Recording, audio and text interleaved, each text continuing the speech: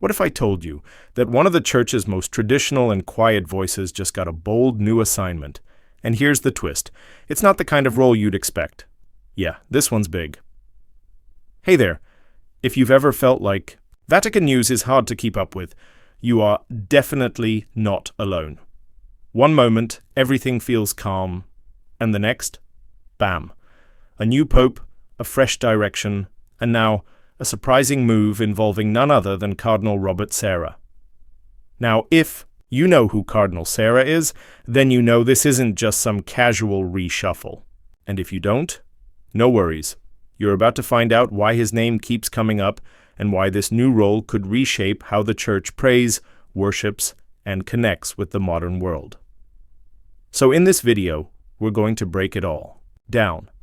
Who Cardinal Sarah is, what Pope Leo XIV just announced, why it's such a big deal, and what it could mean for the Church moving forward. And trust me, this isn't just about titles or Vatican politics. This is personal, spiritual, and deeply relevant, whether you're a daily Mass goer or someone who's just been watching the Church from the sidelines. Let's dive in. So, who exactly is Cardinal Robert Sarah? Let's start with the basics. Cardinal Sarah is a Guinean cardinal born in West Africa, and he's been serving the Catholic Church for decades.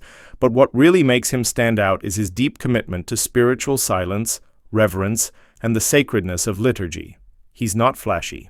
He's not political. But when he speaks, people listen because what he says usually cuts through the noise of the modern world.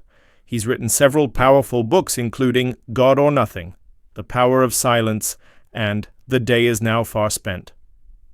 These books don't chase trends. They go deep. They focus on prayer, humility, and holding on to the Church's rich tradition in a world that's constantly rushing to modernize. He speaks often of the dictatorship of noise, a world so overwhelmed by distraction that we've forgotten how to be still, how to listen to God.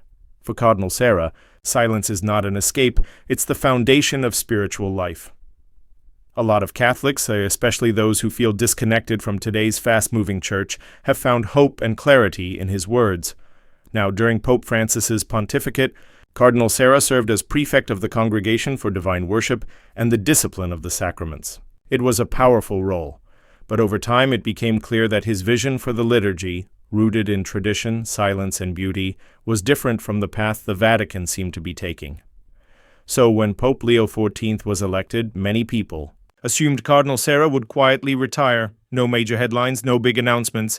But as you're about to see, God had other plans. The big announcement, just a few weeks into his papacy, Pope Leo XIV held a press conference. Now, most of these Vatican events are formal, and let's be honest, a bit predictable. But this one? Not so much. To everyone's surprise, Pope Leo announced a brand new role for Cardinal Robert Sarah, a position created just for him. His new title, Apostolic Advisor for Sacred Identity and Liturgical Renewal. Now, I know what you're thinking. That sounds, well, kind of vague, right? But here's the thing. This role is anything but vague.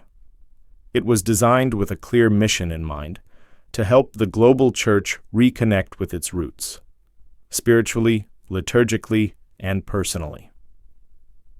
This isn't just a promotion. It's a purposeful move. It says something big about where Pope Leo wants to take the Church, and giving this role to Cardinal Sarah? That says even more. Pope Leo didn't just hand over a title, he handed over a vision.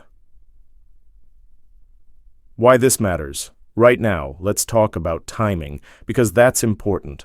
Right now, the Catholic Church is in a place of deep reflection. Some would say even tension. There's been a push and pull between tradition and change, between sacred silence and constant noise, between reverent liturgy and more casual, modern styles of worship. Here's the reality. Many traditional Catholics feel like their concerns are being ignored. Many modern Catholics feel spiritually lost, and millions of young people, they're just disengaged altogether. And it's not just about politics or ideologies, and it's deeper than that. It's about identity, about whether the Church will remain rooted in the eternal or lose itself chasing the temporary. Pope Leo seems to recognize that, and instead of choosing a side, he's choosing something deeper. He's saying, let's pause. Let's go inward. Let's remember who we are before we try to figure out where we're going. And Cardinal Sarah? He's the perfect person to guide that kind of journey. He's not about politics, he's about prayer. He's not chasing headlines, he's chasing holiness. That's why this new role isn't just about one man. It's about a bigger shift in tone, a call to return to the heart of the Church's mission. All right, so let's break it down. What exactly is Cardinal Sarah going to be doing in this new role? Well, it turns out quite a lot. He'll be working closely with bishops and dioceses around the world to bring back reverent sacred worship.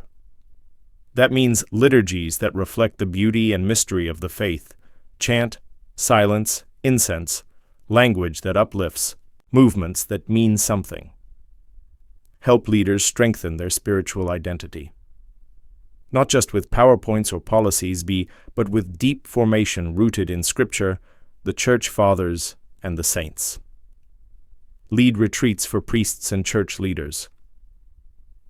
These won't be administrative meetings. They'll be quiet, spiritual, reflective moments focused on the Eucharist, silence, and renewal. Foster a new generation of spiritually grounded leaders. Men and women who aren't just skilled managers but true disciples with hearts on fire. Contribute to new liturgical guidelines. Yes, there's word that he'll be involved in drafting a new document on the sacred liturgy, one that could shape how the Church worships for years to come. This isn't a desk job. It's an active mission, and it's meant to bring the sacred back to the center. Now here's where it gets even more interesting.